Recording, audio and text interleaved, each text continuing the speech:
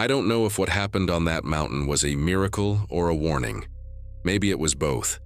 All I know is that December 23rd, 2019, was the day I stopped believing in coincidences and started believing in something else entirely. My name is David, and I need to tell you this story because it's been 5 years and I still can't make sense of it. Not completely. But maybe that's the point. Maybe some things aren't supposed to make sense. Maybe they're just supposed to change you. It started like most bad decisions do, with confidence and poor timing. I was 31 years old, working as a software engineer in Seattle, and I'd been hiking and climbing for about 7 years at that point. Not professionally or anything close to it, but I was experienced enough to feel comfortable in the wilderness. Comfortable enough to think I knew what I was doing. That was my first mistake. My second mistake was deciding to do a solo winter climb 2 days before Christmas. My girlfriend at the time, Sarah, thought I was insane. We'd had plans to drive to her parents' place in Portland on the 24th, spend Christmas with her family, do the whole traditional thing. But I'd been feeling restless for weeks, trapped maybe. The job was getting to me. The city was getting to me. And I had this urge to do something real before getting stuck in holiday obligations and small talk with people I barely knew. So I convinced myself that a quick overnight trip to Mount Baker would be fine. I'd done the route before in summer. I knew the trail. I'd be back by the morning of the 24th, plenty of time to clean up and drive to Portland. What could go wrong? Sarah wasn't buying it. "It's winter," she said, "and you're going alone. That's 2 terrible ideas combined into one really terrible idea." "I'll be careful," I told her. "I've done this route half a dozen times. I know what I'm doing." The look she gave me was one I should have paid more attention to. It wasn't anger, exactly. It was something sadder.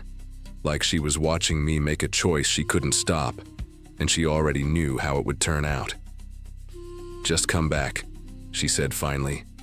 "Please, just come back." I promised her I would. I meant it when I said it. I left Seattle at 4 a.m. on December 23rd. The forecast called for clear weather, cold but manageable, with possible snow in the evening. I figured I'd summit by early afternoon, camp near the top, and descend the next morning. Easy. The drive up was beautiful. Dark sky fading to gray, then pale blue, then that sharp winter brightness that makes everything look crystalline and perfect. I felt good, confident, like I was exactly where I was supposed to be. Started hiking around 7:30. The trailhead was empty, which wasn't surprising given the date and the season. Most people were home wrapping presents or traveling to see family. But I liked the solitude. Or I thought I did. The first few hours were fine. Cold, yeah, but I was moving and staying warm. The trail was mostly clear with patches of ice that required careful footing, but nothing I couldn't handle. I made good time, reaching the tree line by mid-morning. That's when things started to feel different. It's hard to explain exactly what I mean by that. The weather hadn't changed. The trail was still clear. But there was this quality to the air, this weight to the silence that made me uneasy. Like the mountain was holding its breath. I've spent enough time in the wilderness to know that you should trust those feelings. That instinct is usually your subconscious picking up on things your conscious mind hasn't registered yet. But I ignored it. I'd come this far. The summit was maybe 2 hours away, and turning back felt like giving up. So I kept going. By noon, I was above the snow line and the wind had picked up. Not dangerously, but enough that I had to lean into it occasionally. The sky was still clear though, beautiful even. That deep blue you only get at altitude, so intense it almost doesn't look real. I reached the false summit around 1 p.m. and stopped to eat something. Trail mix and an energy bar that was half frozen. The view was incredible.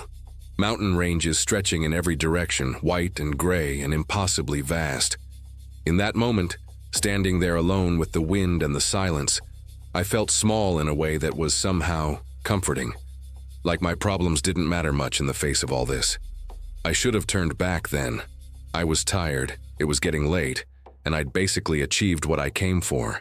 But the true summit was only another 40 minutes up, and I wanted to reach it. Needed to. For some reason I couldn't articulate. So I kept climbing. The wind got worse as I got higher. strong enough now that I had to brace myself against gusts. The sky was still clear, but I noticed clouds building on the western horizon. Dark ones, moving fast. I checked my watch, 1:45. If I pushed hard, I could summit by 2:30, spend a few minutes at the top, and start descending before the weather rolled in. Tight, but doable. I made the summit at 2:20. I remember the exact time because I took a photo of myself at the top with my phone. And later, when I looked at that photo, the timestamp felt like evidence of something. Proof of the exact moment when everything changed. The view from the true summit was even more stunning than the false summit. 360 degrees of mountain wilderness, utterly silent except for the wind. I took a few more photos, ate another energy bar, and let myself feel that summit high, that sense of accomplishment that makes all the effort worth it. Then I looked west and saw the storm. It had moved incredibly fast. Those dark clouds I'd noticed earlier were now covering half the sky, rolling toward me like something alive. And below them, I could see it. Snow. Not light flurries, but a wall of white, consuming everything it touched. My stomach dropped. I checked my phone. No signal, which I expected. 2:45 p.m. The storm would hit in maybe 30 minutes, probably less. I needed to descend. Now. I started down as fast as I safely could, but the wind was fighting me the whole way. Every gust felt like hands pushing me toward the edge, and the temperature was dropping fast. I could feel it through my layers, that deep cold that gets into your bones. The storm hit when I was maybe 20 minutes below the summit.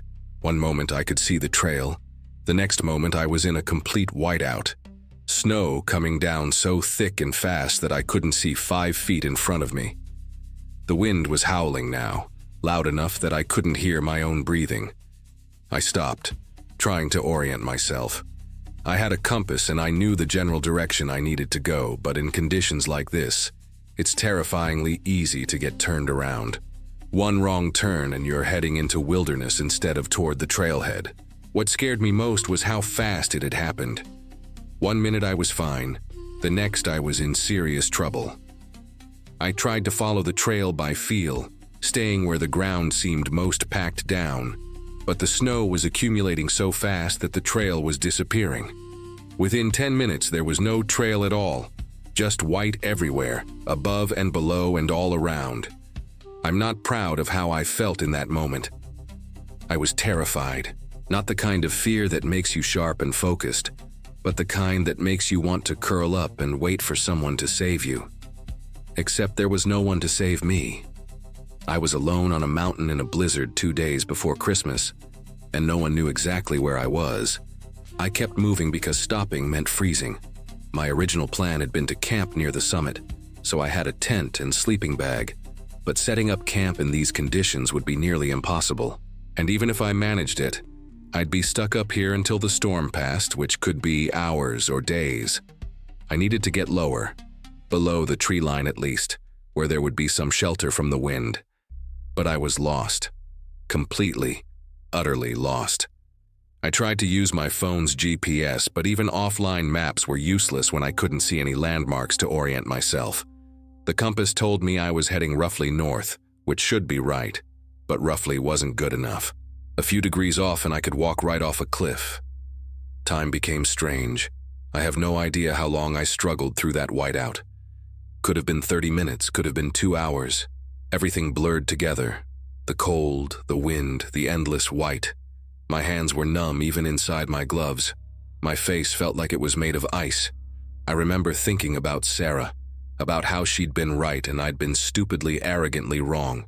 About how she'd have to get a phone call saying I'd been found frozen on the mountain because I couldn't just drive to Portland like a normal person. The thought of her getting that call made me angrier at myself than the cold did. I don't remember falling. One moment I was pushing forward, the next I was on my face in the snow, and I couldn't immediately figure out how I'd gotten there. I tried to stand up and my legs wouldn't cooperate properly. That's when I realized how hypothermic I was getting. I forced myself up, kept moving, but I was slowing down and I knew it. That's when I saw the light. At first, I thought I was hallucinating. a warm, golden glow in the distance, barely visible through the snow. But it didn't fade or move like a hallucination would. It stayed steady, like a window lit from inside. I stumbled toward it, not even questioning what it might be. A light meant people, meant warmth, meant survival. Nothing else mattered. As I got closer, the shape resolved itself into a small cabin, old by the look of it.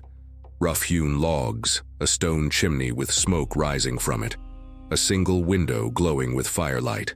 A cabin, on the side of Mount Baker, where I was absolutely certain no cabin should be. I didn't care. I staggered to the door and pounded on it with my frozen hands. It opened almost immediately, and warmth poured out like a physical thing. A man stood in the doorway, backlit by the fire. He was older, maybe 60 or 70, with a gray beard and the kind of weathered face that spoke of a lifetime outdoors. "Come in," he said, stepping aside. "Quickly now, before you let all the heat out." I stumbled inside and he shut the door behind me. The cabin was small, one room, with a fire burning in the stone fireplace and a simple cot against one wall. There was a table, 2 chairs, some shelves with supplies. It looked like something out of another century. "Sit," he said, gesturing to a chair near the fire. "Get those wet things off." I did what he said, my hands shaking too hard to be much use with zippers and laces. He helped me, efficient and calm, like he dealt with half-frozen hikers all the time. He gave me a blanket and a cup of something hot. Tea, maybe, or broth. I couldn't tell. I just drank it and felt warmth spreading through my chest. "You're lucky," he said, sitting in the other chair. "Another hour out there and you wouldn't have made it." "Thank you," I managed. My voice sounded wrong, slurred. "I got lost. The storm came so fast." He nodded. "They do that this time of year. Mountain weather is unpredictable, especially now." "I didn't know there was a cabin up here," I said. He smiled slightly. "Most people don't." We sat in silence for a while. I drank the rest of whatever he'd given me and felt my body slowly coming back to life. The shaking subsided. The numbness in my hands and feet became pins and needles, then actual sensation. "What's your name?" I finally asked. "Thomas," he said. "I've been keeping this place for a long time." "Do you live here?" "Sometimes, when I'm needed." That was an odd way to phrase it, but I was too tired and grateful to question it. I looked around the cabin more carefully. It was incredibly clean and organized. The supplies on the shelves looked old but well maintained. There was no sign of modern technology, no radio, no phone, no solar panels. "How do you get supplies up here?" I asked. "I manage," Thomas said. "Tell me, David, why did you come up here alone 2 days before Christmas?" I blinked. "I didn't tell you my name." He gestured to my jacket, hanging near the fire. My name was embroidered on it, a gift from Sarah last year. "Oh," I said. "Right." But something about the moment felt off, the way he'd said it, like he'd already known before looking at my jacket. "I wanted to get away," I answered. "From the city, from obligations. I wanted to feel something real." "And did you feel something real?" I thought about the terror of being lost in the whiteout, the certainty that I was going to perish up there, the overwhelming relief of seeing this cabin's light. "Yeah," I said. "I did." Thomas nodded slowly. "Sometimes we have to get close to losing everything before we understand what we have." We talked for a while longer. He asked about my life, and I found myself telling him things I hadn't planned to say. About feeling stuck in my career, about my relationship with Sarah, and how I kept pulling away whenever things got too serious. About being 31 and feeling like I hadn't figured out who I was supposed to be yet. He mostly listened, occasionally asking a question or making a quiet observation. There was something about him that made it easy to talk, a sense of calm attention that I hadn't experienced from anyone in a long time. Eventually, the exhaustion caught up with me. My eyes kept trying to close. "Sleep," Thomas said. "The storm will pass tonight. You'll be able to descend in the morning." "What about you?" I asked. "Where will you sleep?" "I'll keep the fire going. Someone needs to." I wanted to argue, but I was too tired. I moved to the cot and wrapped myself in the blanket he gave me. The last thing I remember before falling asleep was the sound of wood crackling in the fireplace and the wind howling outside. I woke to complete silence.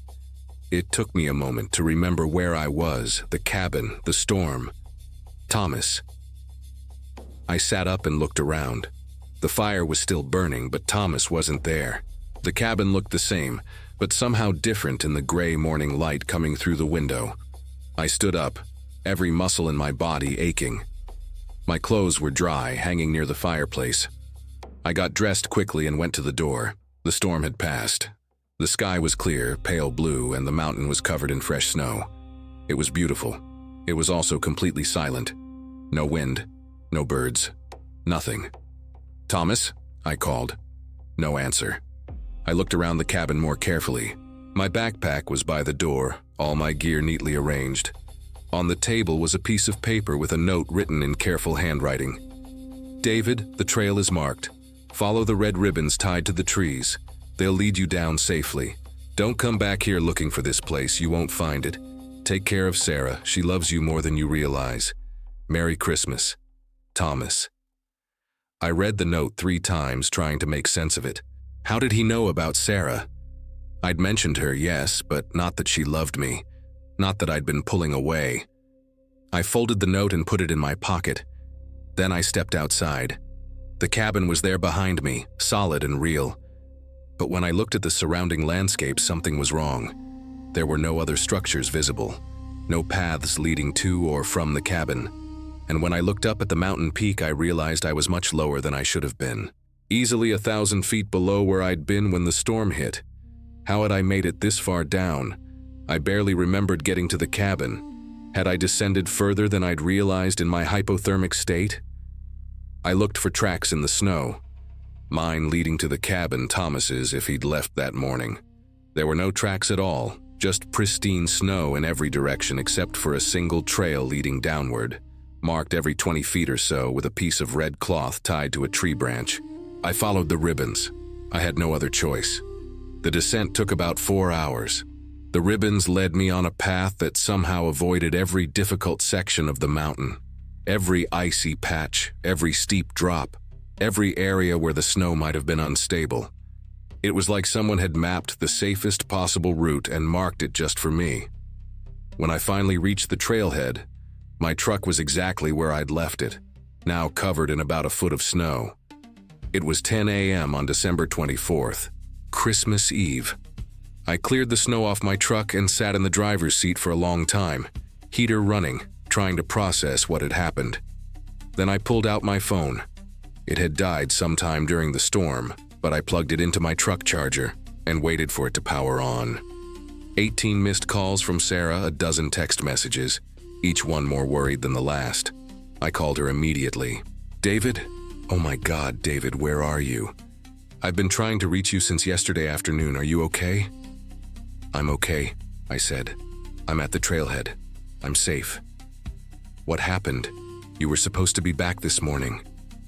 I told her about the storm, about getting lost, about the cabin and Thomas. As I talked, I could hear how impossible it sounded. "A cabin?" Sarah said. "David, I've hiked that area. There are no cabins up there. The closest structure is a ranger station miles away." "I know how it sounds," I said. "But it was real. I was there. He gave me tea and let me sleep by his fire. He saved my life, Sarah." She was quiet for a moment. "Are you sure you didn't have a hypothermia hallucination?" "That can happen. Your brain creates things that aren't there." "Then how did I get down the mountain? How did I end up on a marked trail that led me directly to safety?" "I don't know," she said softly. "But David, I'm just glad you're alive. I was so scared. I almost called search and rescue last night." "I'm sorry," I said, and I meant it. "You were right, I shouldn't have gone up there alone. I was stupid and arrogant, and I'm sorry." "Just come home," she said. "Or come to Portland. Come anywhere but that mountain." "I'm coming to Portland," I said. "I'll be there in a few hours, I promise." I drove straight from the trailhead to Portland. I didn't stop at home. I didn't shower or change clothes. I just drove, because I needed to see Sarah. I needed to make sure she was real. She met me at her parents' driveway and hugged me so hard I could barely breathe. I held her and realized I'd been an idiot in more ways than one. This woman had waited by her phone all night worrying about me. This woman loved me enough to be terrified when I disappeared, and I'd been too scared of commitment to fully appreciate what that meant. I told her everything that night, after her parents had gone to bed. We sat by their Christmas tree, lights twinkling, and I explained the whole experience. The storm, the cabin, Thomas and his impossible knowledge about my life, the red ribbons that appeared out of nowhere. I looked it up, I said, showing her my phone. There's no record of any cabin in that area, no permits, no historical structures, nothing. And I searched satellite images. There's no building where I remember it being. So, what do you think it was? Sarah asked. I don't know. I've been trying to rationalize it. Maybe there is a cabin and it's just not on any maps. Maybe Thomas is a hermit who lives off-grid. Maybe the storm disoriented me and I have the location wrong. But you don't believe that. No, I admitted. I don't. What do you believe? I pulled the note from my pocket and showed it to her. She read it slowly, her expression changing. He knew my name, she said quietly. You told him about me? I mentioned you, but not your name. Not that you loved me. I didn't know that myself. Sarah looked at me. You didn't know. I hoped, but I've been so focused on my own fear of commitment that I never let myself fully see it. Or maybe I did see it and that's why I kept running. Like going up that mountain alone instead of spending Christmas with you. She took my hand. What changed? Almost not coming back changed me. Being lost up there, thinking I was going to perish alone on that mountain. All I could think about was you. About how you'd begged me not to go and I went anyway. About how I'd wasted so much time being afraid of the wrong things. We sat there for a while, holding hands under the glow of Christmas lights. Finally, Sarah said, Do you think he was real? Thomas? I think something was real. Whether it was a man in a cabin or something else, I don't know. But I was lost and freezing and about to perish, and then I wasn't. Something saved me that night. Something guided me down that mountain. A Christmas miracle, Sarah said. Maybe, or a warning. A warning? I thought about Thomas's note, about his words around the fire, about how close I'd come to losing everything because I was too focused on what I thought I needed instead of what I already had. A warning not to waste the life I've been given, I said. Not to keep running from the things that matter because I'm afraid. Not to take another stupid risk that could take me away from the people who love me. Sarah leaned against me. I'm glad you heard it. The next morning was Christmas. Sarah's family was kind enough not to ask too many questions about my adventure, though I caught her dad giving me concerned looks over breakfast. We opened presents, ate too much food, and I tried to act normal even though my mind kept drifting back to that cabin. After Christmas, I did something I'd been avoiding. I went to the library and searched historical records for any mention of cabins or structures on Mount Baker. I looked through old forestry reports, climbing journals, accident reports. Nothing. I also searched for any record of someone named Thomas associated with the mountain. I found 3 different men named Thomas who'd passed away in climbing accidents on Baker over the years, but none of them matched the description of the man I'd met. Then, on a hunch, I searched for Christmas rescues on Mount Baker, and I found something. In 1967, a group of 5 climbers had gotten caught in a Christmas Eve blizzard on the mountain. They'd been given up for lost when, on Christmas morning, they walked into the ranger station. They claimed to have been guided down by an old man who'd sheltered them in a cabin, then marked a trail for them to follow at dawn. Search teams went up to investigate and found no cabin. The climbers were accused of making up the story to cover for their own poor decisions, but they all insisted it was real. All 5 of them described the same cabin, the same man, the same mysterious rescue. The article included one detail that made my hands shake when I read it. The old man, according to the climbers, had known all their names despite never being introduced, and he'd left them a note that said to take better care of each other and stop taking the mountain for granted. I printed the article and brought it to Sarah. She read it silently, then looked up at me. David, that was 52 years ago. I know. If it was the same man, he'd be impossibly old, or not human at all. I know. We stared at each other, both of us trying to process what this meant. What do you think it was? Sarah asked. Really? I think the mountain gives people chances, I said slowly. I think when someone is lost up there, really lost, not just physically, but in their life, sometimes something reaches out, offers shelter, offers guidance, gives them one chance to find their way back.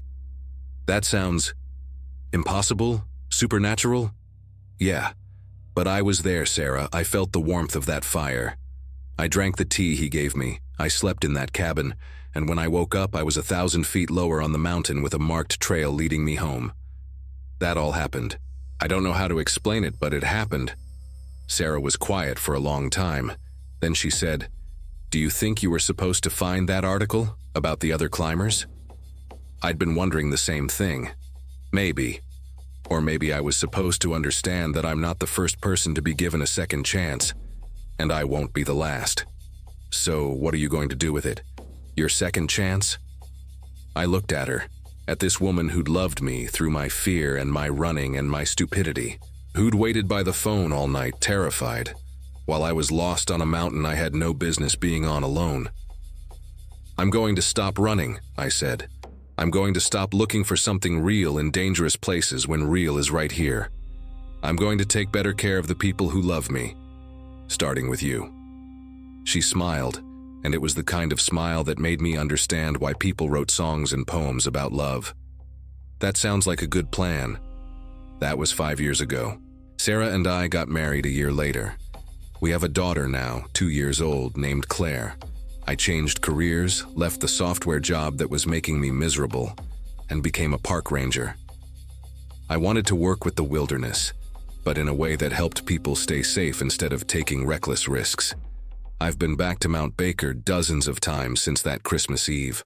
I know every trail, every ridge, every potential danger. I've guided hundreds of climbers, always making sure they're prepared, always checking the weather, always making sure no one goes up alone. And I've looked for that cabin. Every single time I'm up there, I keep my eyes open. I've searched the area where I remember it being. I've explored off-trail. I've looked at the mountain from every angle. I've never found it. But sometimes when I'm up there on a clear day, I feel something. A presence maybe. Or just an awareness that the mountain is more than rock and snow. That it has its own kind of consciousness, its own way of caring for those who are lost on its slopes. And sometimes when I'm guiding a group down after a long day, I'll see a glint of light in the distance, just for a second, like a window reflecting the setting sun. But when I look directly at it, there's nothing there. I carry Thomas's note in my wallet. The paper is worn now, creased from being unfolded and refolded hundreds of times. I read it whenever I need to remember what matters, whenever I feel myself starting to drift back toward old patterns of running or avoiding or seeking something that I think I'm missing. The note reminds me that I already have everything I need. Sarah, Claire, a life that means something. I don't need to climb mountains alone to feel alive. I feel alive when I come home and Claire runs to the door yelling, "Daddy!" I feel alive when Sarah and I sit on the porch after Claire's asleep, drinking tea and talking about nothing and everything. I feel alive because I'm living, not just surviving. People ask me sometimes about that Christmas Eve on the mountain. Other rangers, climbers, friends who've heard some version of the story. They want to know if I think it really happened or if I imagined it. I tell them it doesn't matter. Whether Thomas was a man or an angel or a hallucination brought on by hypothermia, the result is the same. I was lost and I was found. I was given a second chance and I took it. But between you and me, I think it was real. I think there's something up there that watches over lost souls. That gives them one chance, one moment of grace when they need it most. A Christmas miracle, if you want to call it that. Or a warning, a reminder that life is fragile and precious and not to be wasted on fear. I think about the 5 climbers from 1967, about how they were all given the same gift I was. And I wonder how many others there have been over the years. How many people have been saved by an impossible cabin and a man who knows their names. How many have come down the mountain changed, carrying notes that tell them to take better care. The mountain gave me one chance. I try to live every day like I'm worthy of it. I hope I am. Thank you for listening to this story. I know it sounds impossible, and maybe it is. But 5 years later, I'm here with my family because of what happened that night. Whether you believe it was a miracle or a warning or something else entirely, I hope it reminds you of what matters in your own life. Don't wait until you're lost on a mountain to figure it out. If this story moved you, please subscribe to this channel and hit that like button. Share it with someone who needs to hear it. And let me know in the comments, do you believe in second chances? Have you ever experienced something you couldn't explain? I'd love to hear your stories. Thanks for being here, and take care of each other out there.